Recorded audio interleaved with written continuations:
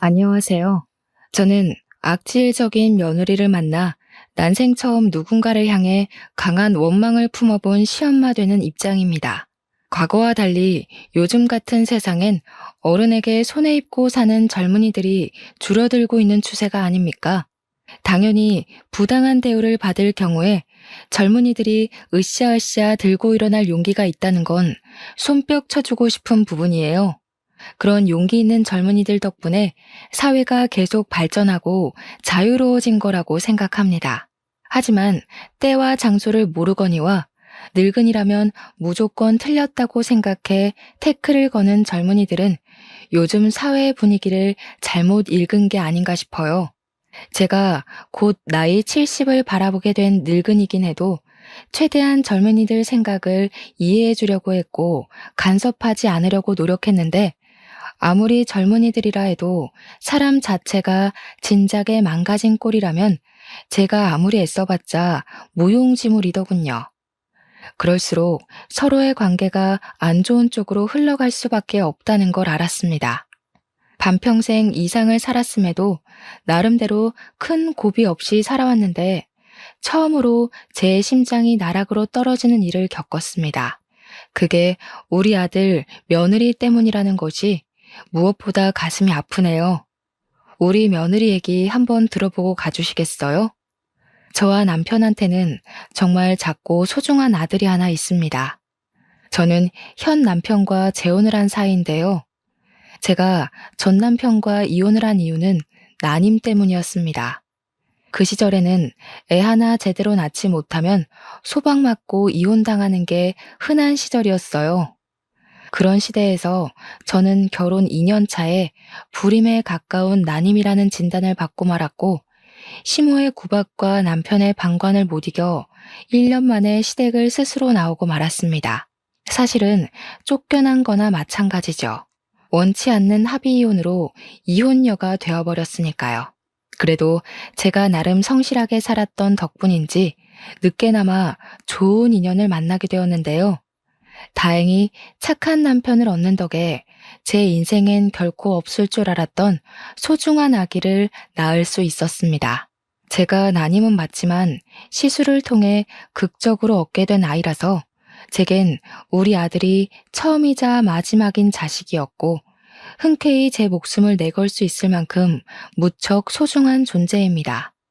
보통 그렇게 귀하게 얻은 자식이라면 과잉보호 방식으로 육아를 했겠다고 말씀들 하지만 저는 오히려 반대였어요. 둘도 없는 소중한 아이이기 때문에 우리 아들을 제 품에 가둬두기보단 원하는 대로 누리며 살도록 만들어주는 게 목표였습니다. 한편으론 당연히 부모로서 자식이 뭐라든 걱정되었죠. 저도 다른 부모들처럼 내 아이가 최고고 내 아이가 제일 잘나고 똑똑하다는 생각을 했고 계속 신경 써주고도 싶었고 학원을 2개, 3개 보내주고도 싶었어요. 하지만 오로지 우리 아들만 생각해서 그런 집착스러운 마음은 묻어두려고 노력했을 뿐입니다. 그건 남편 생각도 마찬가지였어요. 저와 남편은 어렵게 살아온 형편은 아니었습니다. 남편은 당시 이미 30대의 나이에 경양식 돈가스 집을 운영하고 있었어요. 번화가에 위치해 있었는데 돈가스도 팔고 파스타도 팔고 각종 브런치를 팔아서 나름 장사도 잘 되던 가게였습니다. 그러니까 저는 그때 남편의 돈가스 집에 아르바이트생으로 갔다가 처음 만나게 된 사이였어요. 당시 제가 돈가스 가게에 지원했을 때 나이가 28살이었습니다. 첫 번째 결혼을 25살에 했는데 3년간 난임으로 시댁에 시달리다가 이혼하고 나와서 먹고 살기 위해 도전한 일이 바로 돈가스집 알바였던 거예요. 그 돈가스 가게를 사전 조사해 봤을 땐 아르바이트생 대부분이 20대 초반 대학생들로 많이 이루어져 있더라고요. 그래서 지원서를 넣었다지만 솔직히 연락도 안 오고 바로 탈락될 줄 알았습니다. 그런데 남편이 제게 흔쾌히 면접의 기회를 주었고 경력 없는 제게 일할 기회까지 준 거였어요. 남편은 정말 좋은 사장님이었습니다. 일한 지 한 1년 지났을 때는 제가 한번 남편한테 아무런 경력 없는 나를 왜 뽑아줬냐고 물어본 적이 있었습니다. 그랬더니 남편 하는 말이 가게 차리기 전 과거에 힘들었던 자신을 보는 것 같아서 저한테 동질감을 느꼈다고 하더라고요. 불쌍해서가 아니라 힘이 되어주고 싶었다고 했습니다. 자기도 남들보다 늦은 나이까지 가난에 허덕여서 제대로 뭘 하지도 못하던 사람이었는데 그때 자신에게 손길을 내밀어준 사람들을 잊지 못하고 계속 챙길 정도로 큰 힘이 되었다고 하더군요. 도움을 받아봤기 때문에 작은 도움이라도 뭐든 힘이 된다는 걸 알아서 자신도 누군가에게 그렇게 베푸는 사람이 되고 싶었다고 했습니다. 그런 남편의 마음이 정말 따뜻하게 와닿았어요. 이혼녀가 된 이후로 저는 제가 정말 별 볼 일 없는 존재라고 생각했거든요. 남편이 보여준 마음 덕분에 저도 모르게 감정이 많이 흔들렸는데 어느새 남편을 더 알아가고 싶고 계속 같이 있고 싶다는 생각이 들더군요. 정말 감사하게도 남편이 먼저 제게 호감을 표현해주는 덕분에 저희는 진지한 만남을 가질 수 있게 되었고 그 인연이 오래되어 제가 31살이 되었을 때 남편과 결혼을 하게 되었습니다. 저는 결혼 전에 남편에게도 난임 사실을 솔직하게 고백했어요. 남편은 그런 것 상관없다고 나만 보고 결혼한 거라서 아이에 대한 스트레스는 받지 말라고 하더라고요. 저의 난임 사정을 이해해준 남편에게 고마워서 저는 적극적으로 시험관을 알아봤습니다. 남편이 저를 좋아해서 그렇게 양보를 해준 거지. 사실은 아이를 원치 않는 게 아니라는 걸 눈치껏 알았기 때문에 저도 남편한테 노력하는 아내가 되고 싶었어요. 그 마음을 하늘이 알아준 건지 열심히 바라고 또 바란 노력 끝에 임신에 성공을 하게 되었습니다. 얼마나 기뻤는지 몰라요. 기뻐서 흘리는 눈물을 그 당시 처음이자 마지막으로 느껴보았습니다. 남편도 정말 많이 좋아해 주었어요. 제게 고생했다고 앞으로는 자기가 뭐든 간에 다 해주겠다며 또 고마운 마음을 표현해 주는데 그 순간 제 주위에만 꽃이 흩날리는 것 같았습니다. 요즘이야 관리만 잘하면 40대에도 아이를 낳을 수 있잖아요. 그런데 그 시절엔 제 나이 30이면 많이 늦은 노산이었어요. 그럼에도 불구하고 저는 33살에 문제없이 아들을 낳는데 성공을 하였습니다. 아들의 존재는 저와 남편의 관계를 더욱 돈독하게 만들었습니다. 저와 남편은 같이 돈가스 가게를 장사하면서 손발 맞춰 아들을 정말 열심히 키웠어요. 아들이 하고 싶다는 거 웬만하면 다 해주며 키웠는데도 신기하게 아들은 오냐오냐 크지 않았습니다. 오히려 초등학교 때부터 반장을 쭉 해오더니 고등학교 때는 전교 회장까지 하는 저희는 아들 보는 것만으로도 이미 효도받고 있는 셈이라서 아들한테 별다르게 원하는 것이 없었거든요. 그런데 제 아들 입장은 저희와 또 달랐나 봅니다. 저희는 생각지도 못했던 기특한 점이 하나 있었는데요. 아들이 어느 날 그런 말을 하더라고요. 자기는 경영 공부를 해서 남편 가게를 프랜차이즈화 시키는 게 목표라고 말입니다. 그 말이 괜히 한 소리가 아니라는 걸 아들은 차차 증명해 보였어요.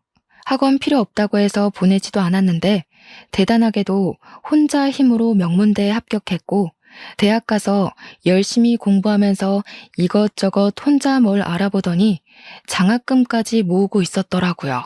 아들이 말해주기 전까진 저희는 정말 몰랐습니다. 그리고 아들은 대학교 졸업하자마자 대기업에 바로 입사했고 월급으로 5년 동안 알뜰살뜰 돈을 모아 작은 건물을 매매해 돈가스집 2호점을 차렸습니다. 준비되자마자 대기업은 바로 퇴사를 했죠. 모든 걸 스스로의 힘으로 다 끝내놓고 저희에게 알려준 아들의 고백에 대견함을 느꼈지만 한편으로는 걱정도 되었습니다. 사실 저는 아들이 좀 더 안정적인 직업을 가졌으면 했거든요. 자영업은 수입이 불규칙적이잖아요. 대기업까지 붙을 능력을 갖고 있는 아들이 굳이 어려운 길을 가려고 해서 마음이 좀 불편했습니다. 그래서 아들을 설득할까 싶었지만 아들이 어릴 때부터 워낙 자기 아빠의 가게를 좋아하기도 했고 항상 입버릇처럼 프랜차이즈화 시키고 싶었던 목표를 가지고 있었단 걸 아니까 끝내 아들의 아까운 재능이 무산되는 걸 막지는 못했습니다. 남편도 저더러 아들 하는 일에 괜히 끼어들 생각하지 말고 잠자코 지켜만 보라면서 멀리서 응원해주는 게 부모 할 일이라고 하더라고요. 남편은 아들이 원하는 목표를 위해 혼자 고군분투하여 출발 지점까지 왔다는 것만으로도 너무 기특해 죽겠대요. 생각해보니 맞는 것 같더라고요. 부모한테 미천을 도움받지도 않고 혼자서 2호점을 차린 거잖아요. 역시나 제 걱정이 무색하게 아들은 음식 장사에 엄청난 소질이 있었습니다. 손님 다루는 태도도 능숙했고 무엇보다 메뉴를 개발해서 남편과 의논하는 솜씨가 참 놀라운 리더십이라고 봤습니다. 괜히 학창 시절에 반장 회장을 한 아이가 아니더라고요. 제가 봐도 제 아들이 너무 멋있어 보였어요. 팔불출엄이라서 그런 거라고 생각하실 수 있지만 적어도 제 눈에는 1분 1초도 허투루 살지 않는 아들이 놀랍기만 했어요. 아들은 일주일에 수십 가지 메뉴를 연구했는데 저희더러 시식해보라고 여러 번 찾아왔었거든요. 신기하게 저희처럼 나이 든 사람 입에도 전혀 부담 없이 맛있더라고요. 요리에 센스도 있고 요식업에 성공하고자 열정이 가득 찬 아들을 보니 남편 말이 맞는다는 걸 깨달았습니다. 우리 아들은 원래부터 알아서 잘하는 사람인데 제가 또 괜히 걱정을 했던 거죠. 저는 그 뒤로 남편처럼 멀리서만 아들을 지켜보며 응원했습니다. 그렇게 새로운 신메뉴부터 인기 메뉴까지 선보이다 보니까 1호점보다 홀 크기가 훨씬 작은 2호점 매출이 더 많이 나오는 지경에 이르렀어요. 아들이 오로지 혼자 이뤄낸 성과물이라서 얼마나 자랑스러운지 모릅니다. 아들은 신메뉴의 보장을 확실히 본 뒤에 1호점에도 출시를 시켰고 1호점, 2호점 모두 매출 폭등의 기적을 일으켰습니다. 정말 대견하지 않습니까? 덕분에 남편은 그동안 찍어보지 못했던 매출까지 찍으면서 직원을 2명 더 구해야 하는 상황까지 왔어요. 저는 손님들에게 제 아들이 성공해서 부모 호강시켜준다고 엄청 자랑도 많이 했습니다. 우리 멋진 아들, 도무지 팔불출처럼 자랑하지 않고서는 못 배기겠더라고요. 아들이 이렇게만 지내주다가 좋은 사람한테 장가간다면 더없이 행복할 거라 생각했는데 아들이 장가를 가자마자 저는 제 인생 처음으로 낭떠러지 앞에 우뚝 서게 됩니다. 한 번도 속 썩인 적 없는 똘똘한 우리 아들한테서 정말 상상도 못할 큰 스트레스를 받은 적이 있었는데요. 정확히는 아들이 아니라 아들이 달고 온 혹 때문에 제가 뒤로 넘어갈 뻔한 일을 겪게 되었죠. 30대가 된 아들이 결혼할 여자라고 데려온 며느리는 당연히 첫 대면에선 문제가 없었습니다. 어머님 하면서 우리 아들처럼 사교성도 좋았고 젊은 사람같이 싱그럽게 애교도 곧잘 부렸어요. 딸 없는 서름을 그때 처음 느꼈을 정도로 며느리는 예쁜 짓을 많이 했습니다. 무엇보다 제가 며느리를 마음에 들어 했던 건 며느리가 동물병원 간호사였기 때문이었어요. 저와 남편은 결혼을 하면서 귀한 아들을 얻기 전에 새 식구를 둘이나 들인 적이 있는데요. 누가 남편 가게 앞 전봇대에다가 버리고 간 유기견들입니다. 당시 작고 하얀 개가 2마리 있었는데 병원에 데려가서 물어보니 둘 다 3개월 정도 된 아이라고 하더군요. 저희 부부가 손수 건강검진까지 시켜줬는데 다행히 저희가 빨리 발견해주는 덕에 건강에는 문제가 없었습니다. 문제는 그 강아지들을 버리고 간 주인이었어요. 치료나 검사는 마쳤지만 이 강아지들을 다시 전봇대 앞에 데려다 놓을 수가 없겠더라고요. 주인 전화번호가 있는 것도 아니었고요. 제가 차마 강아지들을 떠나지 못하고 있으니 고맙게도 남편이 먼저 저한테 키워보자고 제안을 먼저 해주었어요. 강아지들을 저희가 키우기로 한 이유는 저 때문이기도 하지만 제가 그날 남편에게 가게에서 프로포즈를 받은 날이기도 했거든요. 같이 마감하고 집에 가려던 차에 개들을 발견했기 때문에 뭔가 특별한 날에 주어진 선물 같은 존재라고 느꼈습니다. 그때만 해도 제가 난임이라서 애를 못 낳을 줄 알았거든요. 그래서 강아지들을 우리 자식들로 생각하며 키우기로 한 거였어요. 그런데 그 후로 기적처럼 아들이 태어났고 아들도 강아지들이랑 남매처럼 정말 잘 지냈습니다. 나이가 들어 무지개 다리를 건넌 개들이 낳은 새끼가 있었는데 며느리가 들어왔을 때는 그때 그 새끼들이 성견이 되어 있던 상태였어요. 며느리가 동물병원 간호사라니까 괜히 우리 강아지와 잘 맞을 것 같고 좋은 식구가 되어줄 것 같다는 생각이 들더라고요. 아들이 여자 보는 눈까지 좋아서 이렇게 동물의 진심인 며느리까지 들어왔구나 싶었습니다. 모든 세상이 제 편에 서서 저를 응원해준다고 생각했어요. 지금 돌아보면 참 일차원적인 마음이었던 거죠. 너무 안일했어요. 아들이 결혼하고 신혼여행 다녀온 뒤 아들과 며느리가 저희 집에서 하룻밤 자게 되었는데요. 모두가 각자 잠자리에 든 새벽, 거실 밖에서 개들이 자꾸 짖는 소리가 들리는 겁니다. 남편은 골아떨어져서 몰랐는데 저는 원래 잠기가 예민해서 방음 잘 되는 방이라도 애들 소리를 잘 듣곤 했습니다. 평소 불 다 꺼진 새벽에는 개들이 짖지 않는데 무슨 일인가 싶어 슬쩍 나가봤거든요. 그런데 의외로 며느리 목소리가 같이 들리더라고요. 이 개놈 자식들이 가만 안 있어? 아, 침 흘리는 것 좀 봐. 더럽게 어딜 가까이 오려고. 주워온 개들이 낳은 새끼들이래. 접종이나 제대로 했는지 모르겠다. 아이씨, 저리 안 가? 며느리는 우리 개들을 발로 죽 밀어내며 누군가랑 통화하고 있었습니다. 결혼 인사 왔을 때만 해도 우리 개들을 사랑스러운 눈으로 봐주던 며느리가 저희 애들을 개만도 못한 취급하는 걸 보고 충격 먹었어요. 제가 용화시켜 사연을 쓴 거지 실제 며느리 행실은 감히 누구한테 일러주기 무서울 정도로 과격했습니다. 그날 본 며느리는 제가 알던 며느리와 완전히 다른 분위기였어요. 너무 놀라서 오히려 제가 오해한 게 아닌가 생각하려고 애썼습니다. 그래서 아무한테도 말하지 않고 저만 수시로 고민하면서 밤을 새웠어요.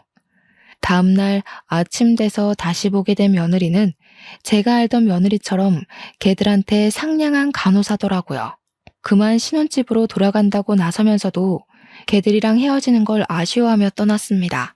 그 이후로 이틀이 지났는데도 마음 한구석에 찝찝한 마음이 사라지지 않더라고요. 제가 한번 신경이 쓰이면 그 부분이 해결될 때까지 고심을 길게 하는 편이라서 결국엔 제가 직접 아들 가게에 방문을 했다가 아들한테 슬쩍 물어본 적이 있었어요. 새아기에 대해서 궁금한 게 있어 찾아왔다. 네가 분명 새아기 만날 때 우리 집에 개 키운다고 얘기를 했다 했지? 그때 정말 강아지 좋아한다고 말을 했었니? 당연하지. 개 싫어하는 사람이 동물병원 간호사를 했겠어? 개나 고양이 가리지 않고 환장하는 애야. 근데 갑자기 왜 그런 걸 물어? 정말 그것 때문에 여기까지 찾아온 거야? 아, 그러니? 아니다. 내가 아무래도 착각했나 봐. 유라한테는 내가 이런 거 물었다는 거 말하지 마. 괜히 오해 생길라. 그때만 해도 저는 제가 역시 착각한 거라고 생각했습니다. 그날 집에서 본 며느리의 괴팍한 얼굴을 잠결에 잘못 보고 잘못 들은 거라고 봤어요. 하긴 동물을 싫어하는데 어떻게 동물병원 간호사를 하겠습니까? 그날은 며느리에게 제가 모르는 사정이 있어서 그랬을 거라고 이해하고 넘겼습니다. 그런데 말입니다. 또 한 번 며느리의 실체가 의심스러운 정황을 저만 목격하게 된 적이 있었는데요.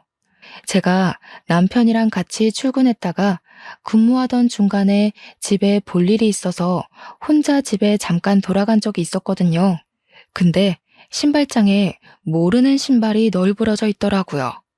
마치 어린아이가 마구잡이로 벗어놓은 것처럼 구부러져 있듯 놓여 있었습니다. 우리 아들 신발이라기엔 작은 것 보니 며느리의 것 같았어요. 며느리한테 도어록 번호를 알려준 적이 없는데 아마 아들이 알려줬나 봅니다. 그럼 연락이나 줄 것이지 연락도 없이 집에 무슨 일로 온 건가 싶더라고요.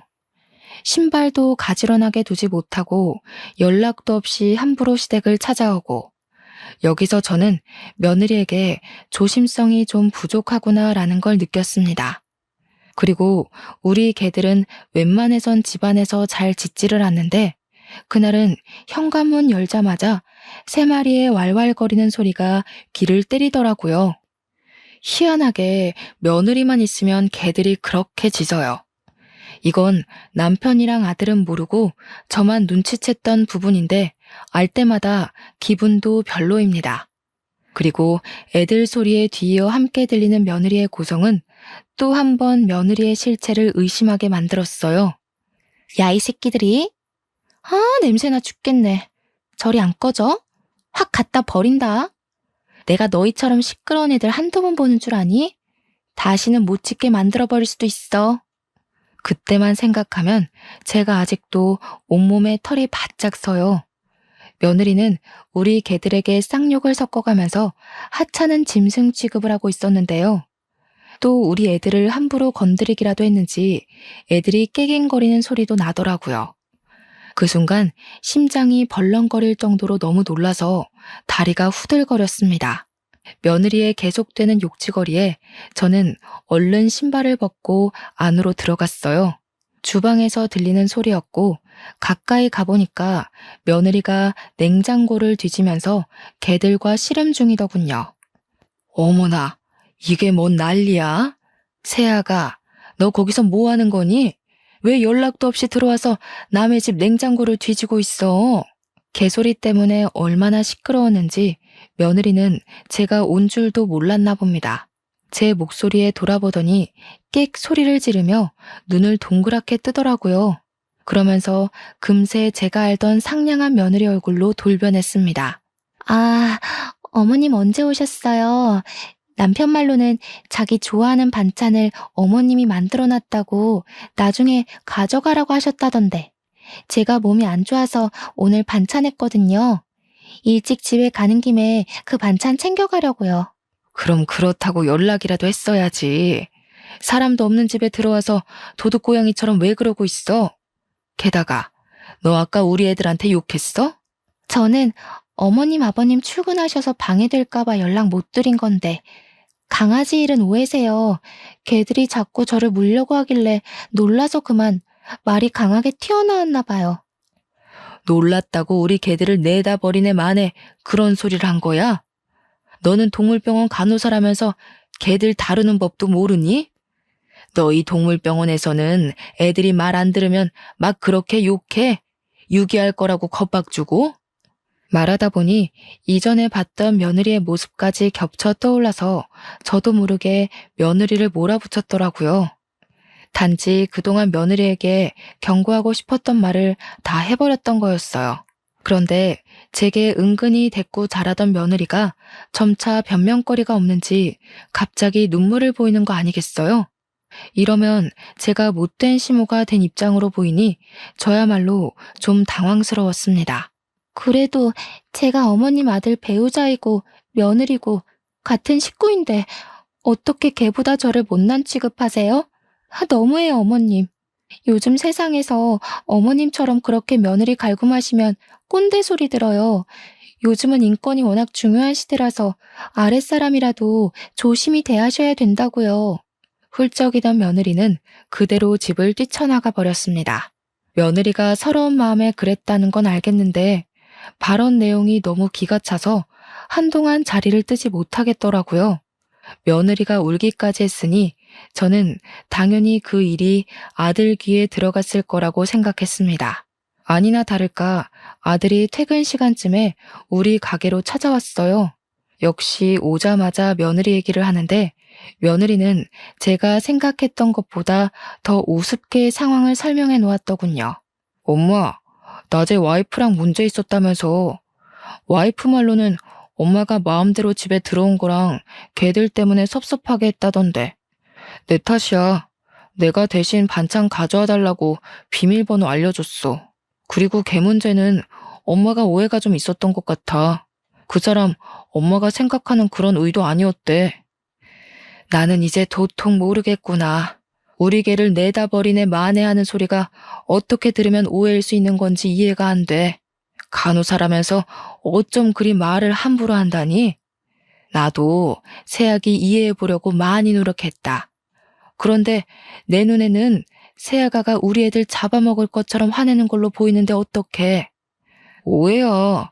그 사람 내가 제일 잘 알잖아. 엄마랑 다투고 와서도 많이 반성하고 울었어. 강아지 문제는 내가 좀 더 대화를 해볼게. 아직 와이프가 서툴러서 그래. 엄마가 먼저 좀 봐주라.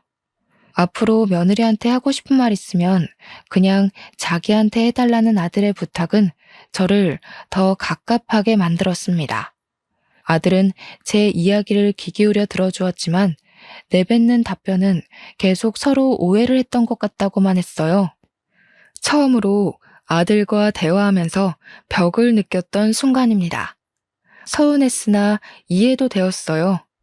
며느리의 그런 모습을 본 건 저밖에 없었거든요. 그러니 남편이랑 아들이 저를 위로해 주더라도 딱히 믿어주는 눈치는 아닐 수밖에요. 말했다시피 며느리는 제가 그런 모습을 목격하기 전만 해도 선녀처럼 여린 여자였으니까요. 그러나 꼬리가 길면 밟힌다고 며느리의 실체를 남편과 아들이 제대로 알게 된 일이 끝내 발생하고 말았는데요. 저희 개들이 감기에 걸렸을 때였어요. 폐렴 검사를 해봐야 될 것 같아서 아들 제안으로 며느리 병원에 맡긴 적이 있었습니다. 솔직히 저는 며느리 병원에 맡기는 것이 탐탁치 않았지만 아들이 직접 개들을 데려간 거라 어쩔 수가 없었어요. 아들은 며느리한테 개를 맡기고 바로 출근을 했고 며느리가 퇴근할 때 아들이 태우러 가서 같이 우리 집에 넣어주기로 약속이 되었습니다. 며느리 혼자만 저희 애들을 본다고 했다면 제가 끝까지 만류를 했겠지만 며느리 병원에는 보는 눈이 많기도 했고 또 아들이 일을 마치면 같이 개들이랑 있을 거잖아요. 그래서 못 믿어온 마음을 애써 숨기고 보내준 겁니다. 그런데 며느리는 제가 예상했던 것보다 훨씬 교활하고 개념이 없는 사람이더라고요. 요즘 젊은 사람들이 다 며느리 같은 건 아닐 텐데도 며느리 하나가 너무 센 존재였다 보니 젊은 애들 전부가 며느리처럼 이기적이고 악랄해 보이는 거 있죠? 개들이 도착해도 벌써 했을 시간인데 연락 주기로 한 아들은 계속 깜깜무소식이었는데요. 결혼하고 나서부터는 아들한테 괜히 부담되고 싶지 않아서 제가 먼저 전화를 잘 안 했거든요. 그런데 그날은 약속 시간에 너무 늦길래 오래간만에 아들한테 먼저 전화를 걸어보았습니다. 받자마자 아들 목소리가 안 좋다는 것이 바로 짐작되더라고요. 걱정이 되어서 무슨 일 있냐고 물어봤는데 뒤이어 아들이 하는 말은 저를 기절초풍하게 만들었습니다. 어떡해 엄마, 유라가 애들을 잃어버렸대. 지금 최대한 주위 둘러보고 있어. 추운데 괜히 나서지 말고 기다려줘. 애들 찾으면 바로 연락할게. 그러니까 당시 상황은 며느리가 퇴근하고 개들을 데리고 나와서 아들 차를 기다리는 동안에 개들이 갑자기 발광을 했고 며느리는 힘에 부쳐서 개들을 놓쳤다는 거였습니다. 3마리의 개들이 순식간에 달아나 버리는 바람에 며느리 혼자서 그걸 감당 못해 결국 모두 잃어버렸다는 내용이었어요. 그 얘기를 듣고 얼마나 놀랐는지 모릅니다.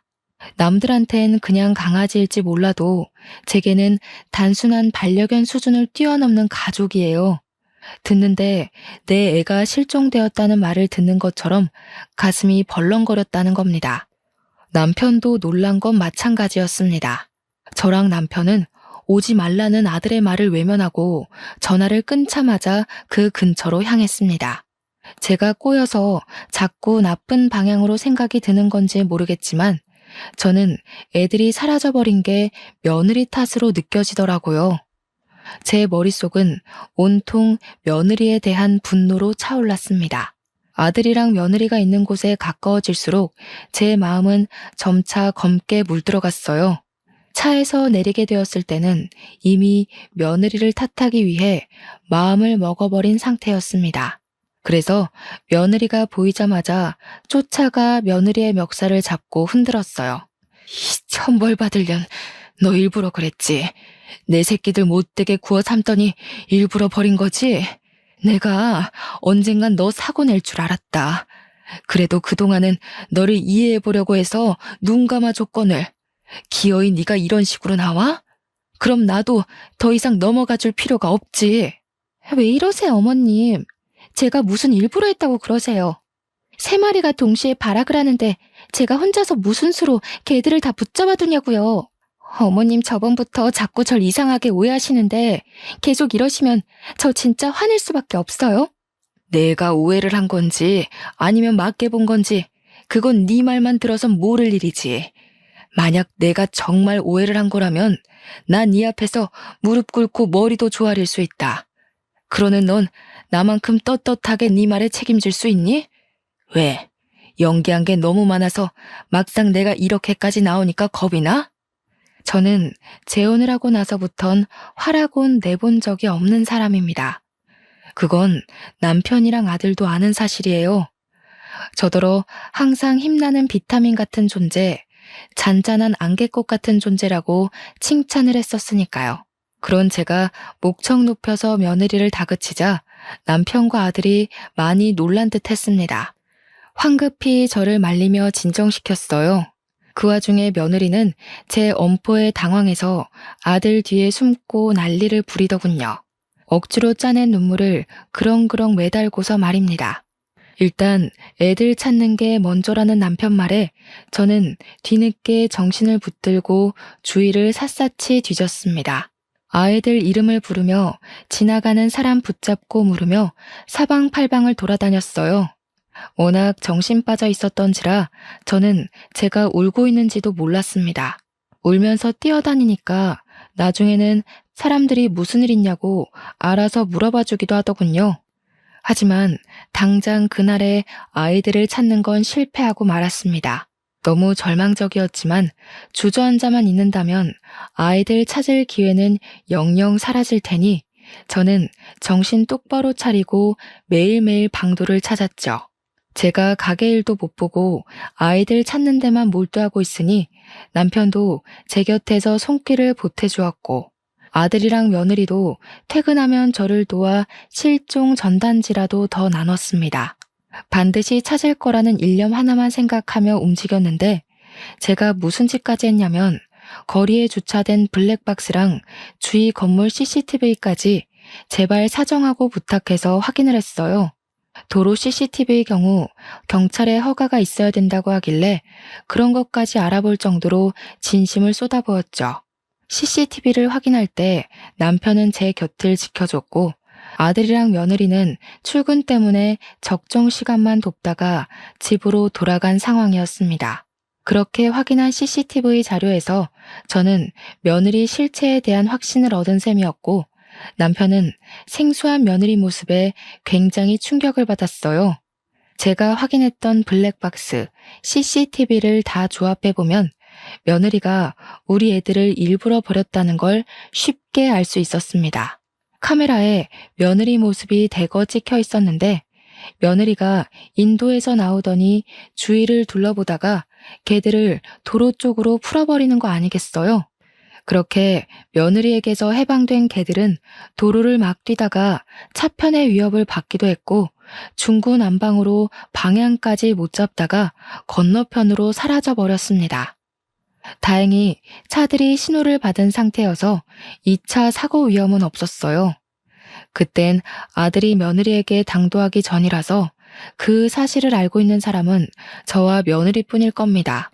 남편도 이제야 며느리의 진짜 얼굴을 알게 되었으니 충격이 클 테죠. 마치 제가 며느리의 실상을 처음 봤던 순간처럼요. 모든 걸 본 저와 남편은 며느리한테 나란히 화가 나서 이거 이대로 두면 안 되겠다는 생각을 했습니다. 우선 저희가 장사 자리를 너무 오래 비웠기 때문에 남편은 장사로 돌아가야 했고 나중에 아들을 따로 불러서 며느리가 일으킨 사건에 대해 논하기로 했습니다. 그리고 저는 아침부터 당장 며느리 동물병원으로 찾아갔습니다. 제가 동물병원에 등장하자 며느리가 좀 놀라더라고요. 그러더니 금세 저를 걱정하는 얼굴로 잠 좀 주무셨냐고 묻는 겁니다. 저는 거기다 대고 바로 귀싸대기를 날렸습니다. 사람들 눈도 신경 쓰지 않고 말입니다. 개만도 못한 년. 네 편 안 들고 개들 편 들어서 섭섭하다고 했니? 어떻게 너를 개보다 못한 취급하냐고 했어? 몰라서 물어? 네가 그런 취급밖에 못 받은 건 애초에 네가 개만도 못한 년이기 때문이야. 주워온 개라고 세균 취급하는 네가 어떻게 동물병원 간호사가 됐는지 모르겠네. 여기 직원들이랑 보호자들은 아니? 네가 지난밤에 우리 애들 유기시켰다는 거? 당시 시간이 아침이었던지라 방문자가 많았고 직원들도 다들 모여있던 차였는데 제 말을 듣고 모두가 놀라서 며느리에게 시선을 던졌어요. 당황한 며느리는 얼굴이 시뻘개져서 저를 어떻게든 끌고 나가려고 했습니다. 저는 그런 며느리를 밀치고 원장이라는 사람을 찾기 위해 이리저리 돌아다녔죠. 그리곤 원장실 한 곳을 들어가 의사 선생님한테 다짜고짜 CCTV를 보여주었습니다. 선생님, 여기 이 아가씨가 안고 있는 강아지 3마리를 어떻게 하는 걸로 보이세요? 놓친 게 아니라 일부러 놓은 걸로 보이지 않나요? 이 강아지들 기억나시죠? 우리 며느리 믿고 여기 병원에서 치료받은 애들인데요. 의사 선생님은 당연히 우리 애들을 알아보았고 그 강아지들이 며느리 시댁되는 집안의 강아지라는 것까지 기억하고 있었습니다. 그리고 의사 선생님도 화면 속의 아가씨가 우리 며느리라는 걸 바로 눈치채더라고요. 어째서 아이들을 유기한 거냐고 저한테 묻길래 저는 제가 알고 있는 며느리의 실체를 낱낱이 밝히며 증거 영상까지 모두 보여주었어요. 그러면서 이렇게 몰상식한 인간을 직원으로 쓰지 말고 당장 해고하라고 했습니다. 해고 안 하면 이 영상을 동물병원 이름을 달고 인터넷에 올릴 수도 있다고 했더니 자기 개인 병원 명의를 실추시킬 수 없던 수의사가 알겠다고 약속을 해주더군요. 의사 선생님이 시켜서 못 들어오고 있던 며느리는 제가 원장실을 나서자마자 저를 잡아 끌고 탕비실 같은 데로 데려갔습니다. 주위에서 말리려고 했는데 며느리가 악을 지르는 바람에 다들 식겁해서 어쩌지 못했죠. 며느리가 드디어 본 얼굴을 숨기지 않기로 작정했는지 제가 시어머니라는 것도 잊고서 호통을 쳤습니다. 남의 직장까지 와서 대체 무슨 행패예요? 그래요. 내가 그 녀석들 좀 풀어줬어요. 걔들 때문에 남편이 나랑 아이 가질 생각을 안 하잖아요. 남편이 계속 걔들 노견이라고 살아있을 때 추억 많이 만들어야 된다면서 개소리만 하길래 답답해서 그랬어요. 못된 것. 내 아들이 너 이런 애인 줄 알면 상종도 안 할 거다. 어디서 이런 짐승만도 못한 사람이 우리 집에 들어와서 앞길을 틀어막아. 우리 애들이 너만 보면 짖던 것도 다 이유가 있었던 거야. 네가 보통 애가 아니라는 걸 알고서 그렇게 표현을 해댔던 거였어. 아, 지겨워. 자꾸 내 새끼 우리 자식 하면서 의미 부여하시는데 그래봤자 걔는 걔예요.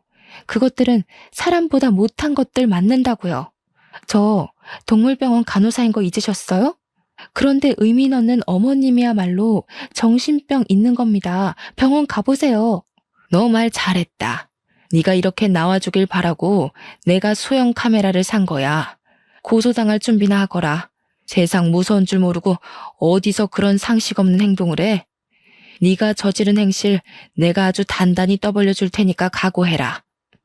제가 가방을 단단히 챙겨 들고 탕비실을 나가는데 며느리가 당황해 있다가 뒤늦게 어머님 소리를 지르며 튀어나왔습니다. 그리고는 주위 사람 시선은 안중에 없는지 제 가방만 잡고 늘어지더군요.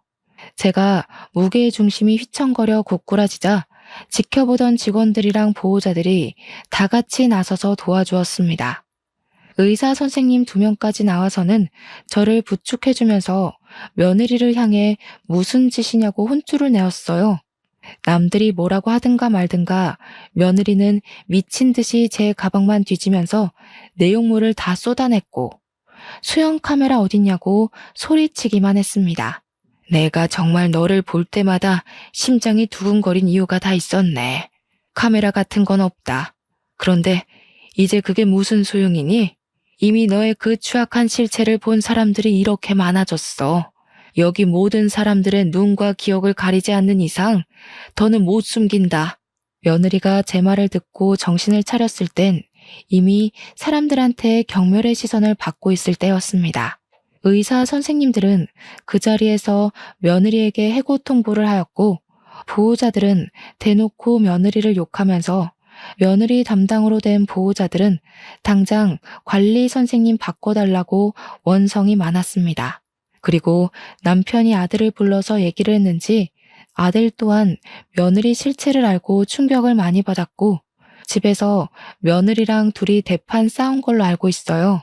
결국 이혼을 받아들이지 못하는 며느리를 대상으로 아들은 소송을 시작했고, 똑똑한 아들은 며느리의 행실이 담긴 영상들을 정리해서 변호사에게 제출을 했습니다.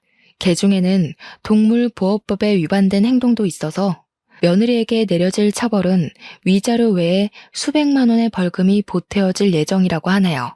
무슨 난리인지도 모를 판이 벌어지고 난 후 우리 집 개들을 찾을 수 있었는데 다행히도 다른 동물병원에서 보호를 해주고 있었더라고요.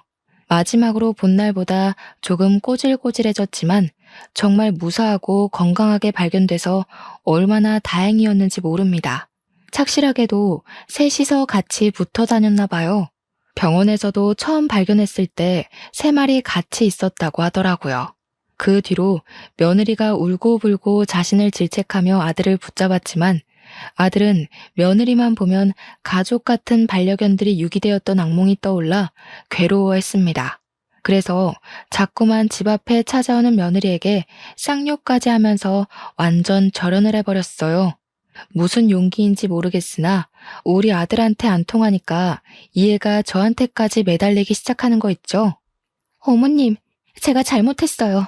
어머님이 저보다 개들을 더 예뻐하는 것 같아서 질투나서 그랬던 거예요. 제가 정말 실수했어요. 한 번만 용서해 주세요. 저희 아빠 엄청 보수적이라서 저 이혼당한 거 알면 진짜 큰일 나요. 너는 내가 아주 만만한가 보구나. 들키면 눈 감아주고 빌면 넘어가주고 하니까 나를 아주 쉽게 봤나 본데. 잘못에 대한 대가를 받아야 다신 헛짓거리 안 하지 않겠니? 가서 너희 부모한테 다시 교육받고 똑바로 살거라. 며느리를 그렇게 쫓아보내버렸더니 저희 가정은 기다렸다는 듯 바로 평화가 찾아왔습니다. 그리고 아들은 제게 그동안 믿어주지 않아서 죄송하다고 사과를 했어요. 남편도 저더러 혼자 며느리 실체를 눈 감아주고 있느라 버거웠겠다면서 미안하다고 하더군요. 저는 애초부터 아들과 남편을 원망하진 않았습니다. 제 말을 못 믿어줄 때 약간 서운한 건 있었지만 둘의 반응을 제가 이해 못하는 것도 아니었으니까요. 며느리가 정상적이기만 했어도 저는 아들네 부부에 터치하는 일은 없었을 겁니다. 하지만 파렴치한 며느리라면 제가 어찌 무시만 하고 있을 수 있겠나요? 아들이야 워낙 똑똑해서 마냥 당하고만 살 사람은 아닌 걸 알기 때문에 충분히 알아서 잘할 거라고 믿어 의심치 않았지만 우리 강아지들은 아니잖아요. 강아지들은 여전히 가족들의 손길이 필요한 존재란 말입니다. 감히 내 새끼들을 건드렸다면 저는 그런 사람을 가족으로 둘 생각도 옆에 둘 생각도 없는 사람이에요. 반려견을 안 키우는 분들은 가족과 반려견을 동등히 하는 제 마음을 이해하기 어려울 겁니다. 그분들 마음까지 강요해서 위로받을 생각은 없어요. 하지만 다들 동물이라고 함부로 해도 되는 존재로 생각하진 말아주셨으면 해요. 생명의 가치를 제가 감히 지정할 순 없겠지만 세상 모든 사람들도 저와 똑같이 목숨을 평가할 권리는 없는 거잖아요. 나쁜 마음 먹는 사람은 있어도 나쁜 마음 먹는 동물은 없다는 거. 아는 지인한테 들었었는데 감명이 깊었던지라 남겨봅니다. 모두가 존중받고 존중할 수 있는 사회가 되어갔으면 좋겠네요. 제 사연 들어주셔서 감사합니다. 따뜻한 하루 보내세요.